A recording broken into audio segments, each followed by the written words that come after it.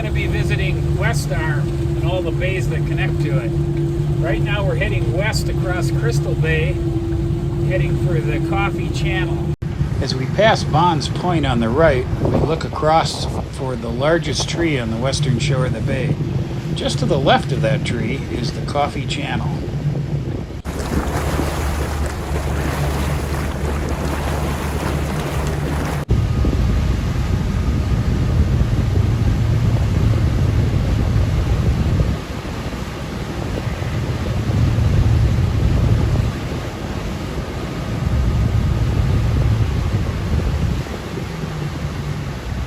Along with the Narrows and the Arcola Channel, Coffee Channel is one of the busiest on the lake. This is a Wednesday afternoon, but on a weekend or a holiday, this channel is one boat after another, constantly and in both directions.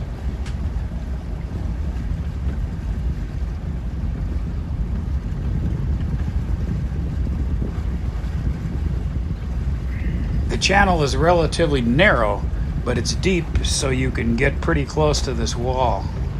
Two decent-sized boats can easily pass by each other without much difficulty.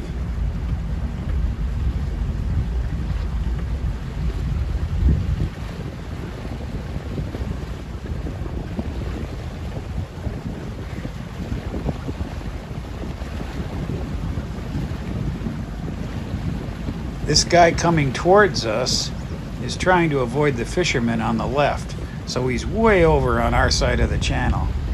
Still, it shouldn't be a problem to pass by him.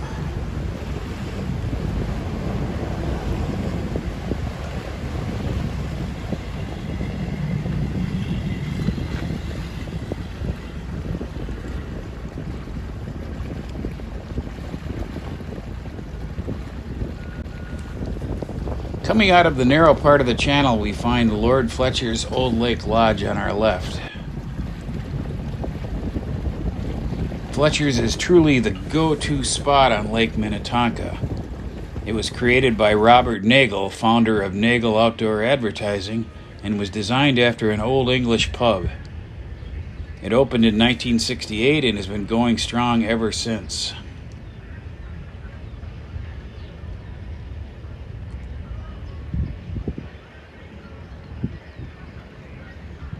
Upstairs offers fine dining with an exquisite menu, while the bar downstairs is a little bit more relaxed. But the wharf is where all the action is. It offers a menu of sandwiches and wraps and 2 complete bars, and live music on most evenings. More people arrive at the wharf by boat than by car. They aren't so much selling food and drinks as they are atmosphere. The biggest problem on a busy day is finding a slip. The little strip of land that between the entrance and exit that we are currently orbiting is called Long Island. If there aren't any slips available, you can tie up there and Fletcher's will come out and get you with their shuttle.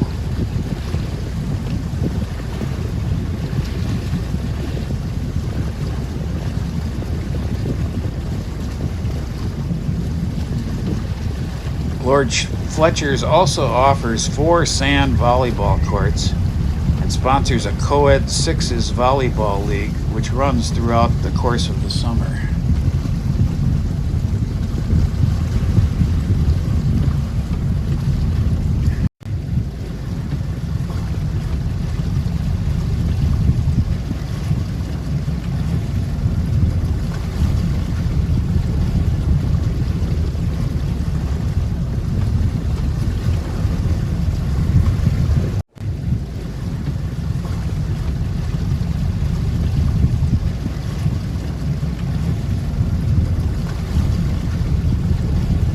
So let's turn the boat west and head out into West Arm.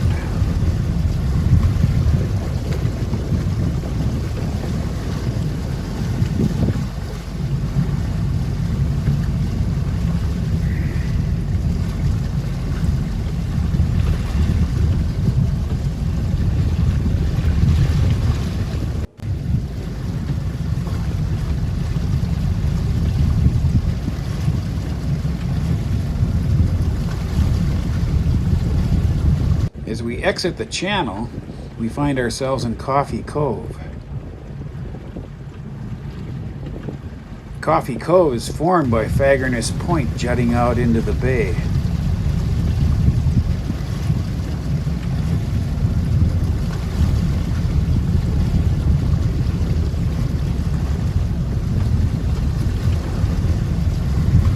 Because of its narrowness and the high volume of boat traffic, Coffee Cove in its entirety is a quiet waters bay. Minimum wake only.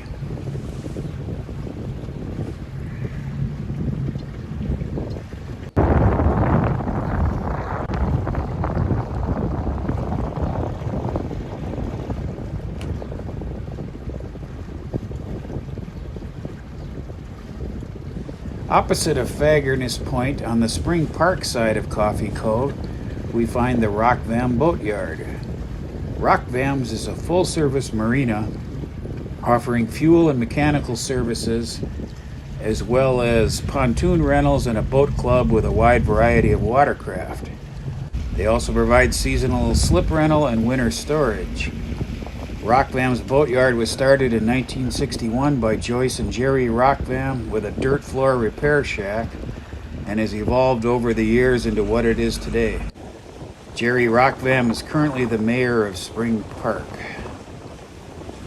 Now we are passing Fagerness Point and heading out into West Arm itself. The landmass directly ahead is Deering Island. Deering Island is privately owned and has one cabin on it. Behind the island is the Three Points Peninsula. Three Points basically divides West Arm into two sections, with the southern half leading to Harrison's Bay while the northern section culminates at Jennings Bay.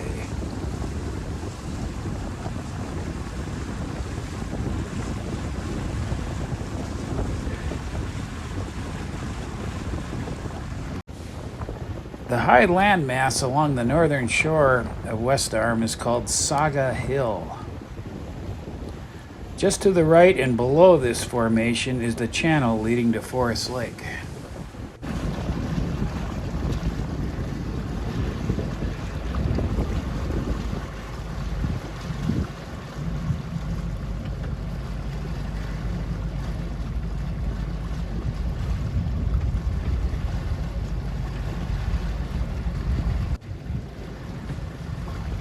This is my favorite channel in the whole lake. The trees form an arched canopy reminiscent of the elm-lined streets of my youth. Its cool shade interrupted by the occasional burst of sunlight finding its way through the branches.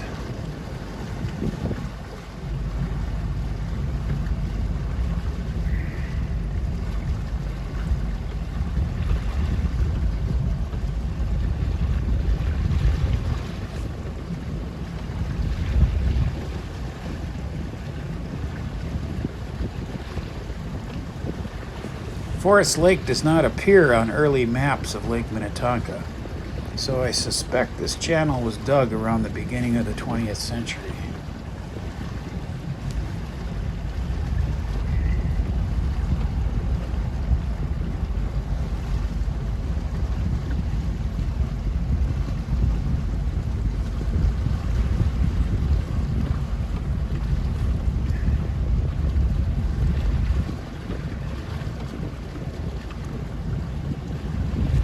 I must apologize because you're going to hear me say back in the 70s a lot during this section of the tour. This is because in 1978 my parents built a new home on Forest Lake, and I lived there for about a year before buying my first home in South Minneapolis. So I'm haunted with memories every time I visit Forest Lake.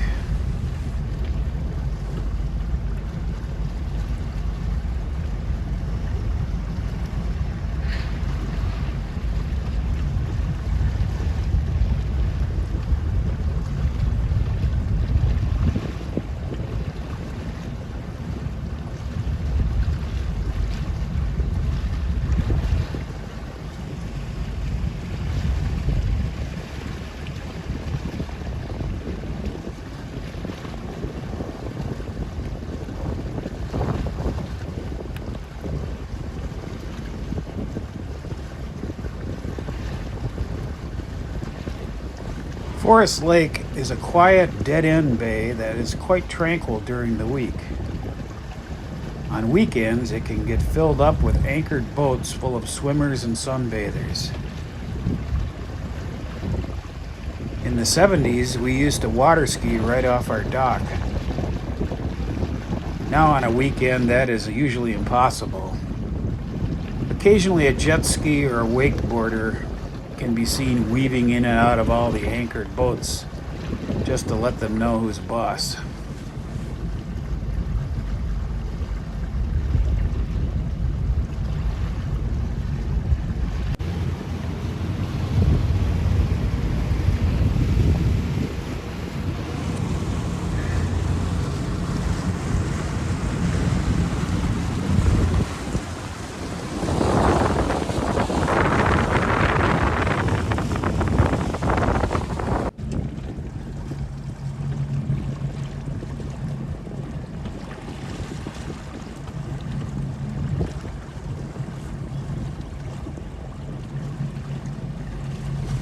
On the northern end of Forest Lake, we find a dead-end channel.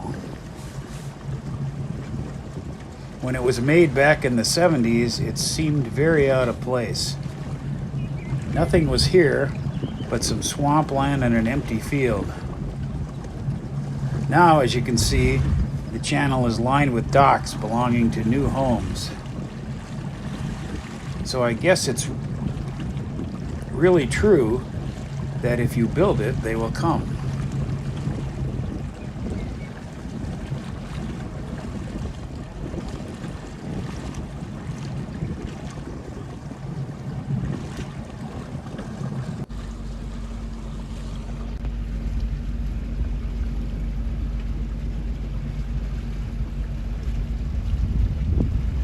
Just south of the channel along the eastern shore, we find the house my parents built.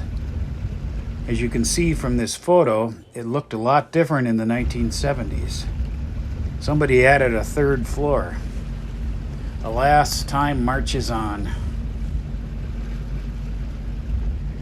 Now we head back across Forest Lake to the channel again. As it is my favorite channel, I'm just going to let you take in the scenery.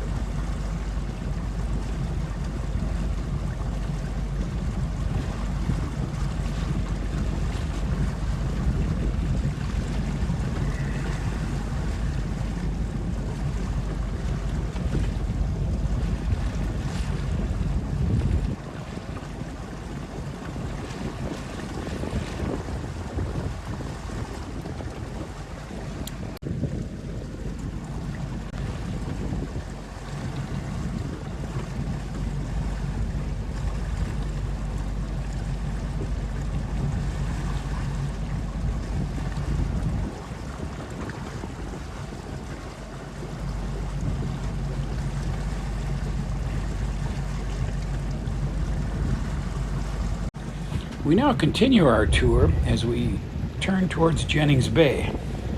We're following the shoreline of Rest Point down to its terminus. Rest Point, together with the Three Points Peninsula, form the passageway from West Arm into Jennings Bay.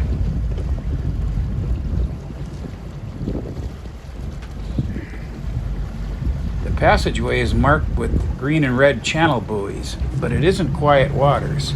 You could go through here at 40 miles an hour if you wished. There is some discrepancy among cartographers as to what exactly is Jennings Bay.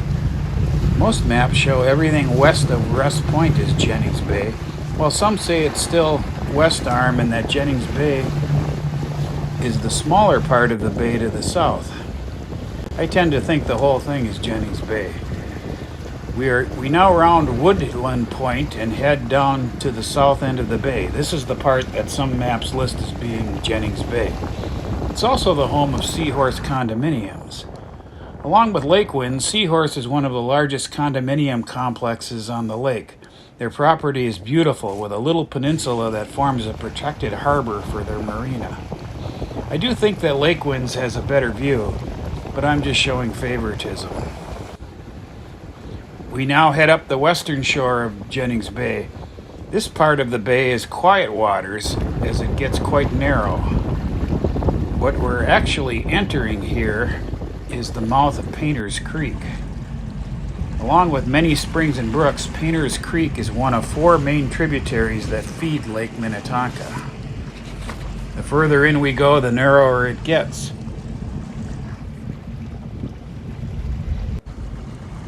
Look at this little statue on the right. I wonder if the locals call this little tiny landmass Easter Island.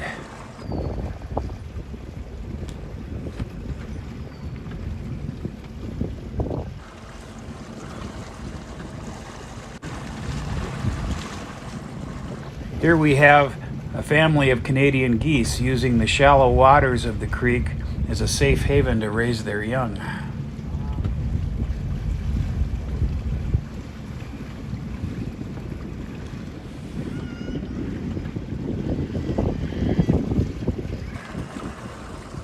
Now we are entering a part of the creek where all the homes belong to an association called the Landings. In the 1970s, each home had a paddle wheel bike to get from their dock out to the swimming pool on the other side. I suspect that the invasion of Eurasian milfoil rendered these craft obsolete.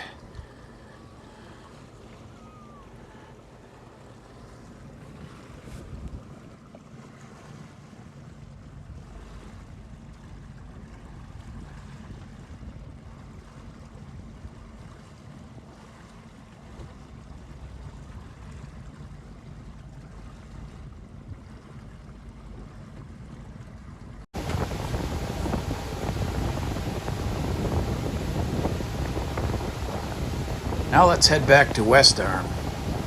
As I said before, passing between these buoys can be done at any speed. The lake, of course, has a 40-mile-an-hour speed limit and 20 at night, so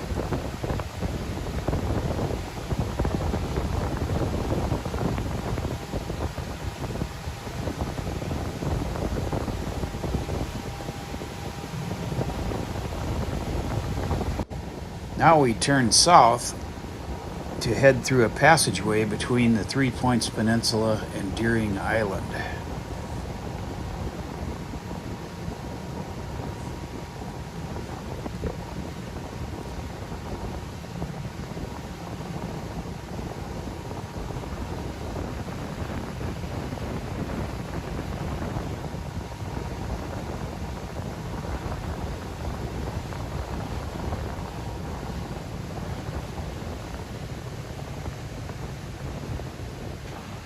Three Points is on our right and Deering Island is on our left.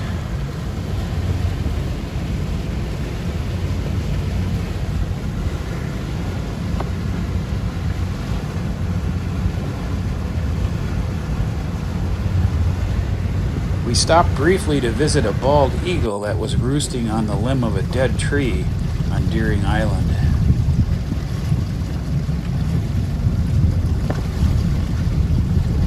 Then we turned westwards towards Harrison's Bay.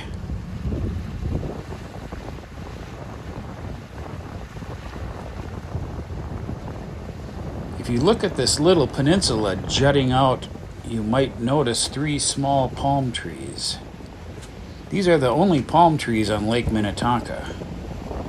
Artificial, of course, but palm trees nonetheless.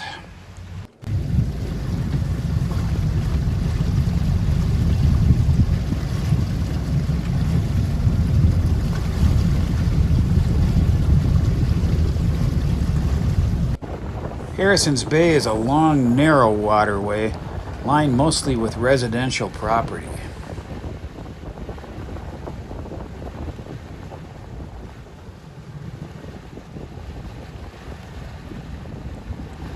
The one exception is the Minnetonka Fishing Pier. More of a small peninsula than a pier, it is managed jointly by the City of Mound and the Minnesota DNR. It offers boat slips available through the city, a swimming beach, and of course, an actual fishing pier.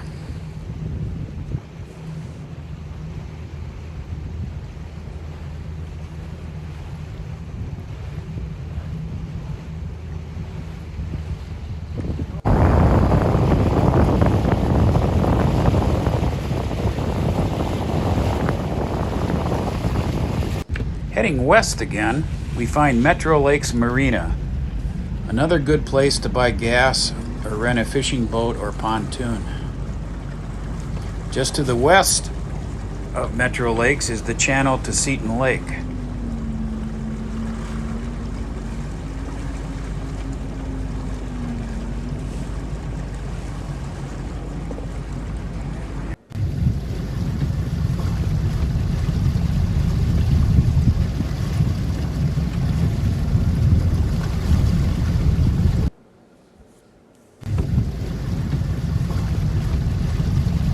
Just to the west, along the south side of the channel, is Back Channel Brewery. They have several slips available if you want to stop and try out one of their concoctions.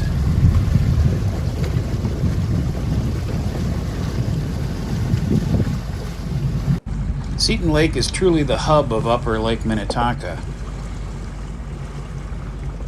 Continuing south, you would pass through Emerald Lake on your way to Cook's Bay. Turning east, you pass through Black Lake and then Spring Park Bay.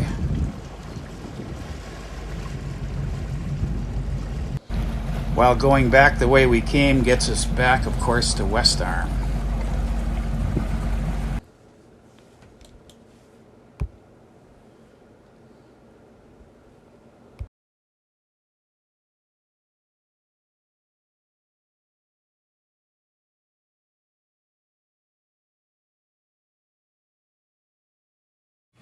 Hey, you made it to the end. Click on like and subscribe for more great videos about Lake Minnetonka.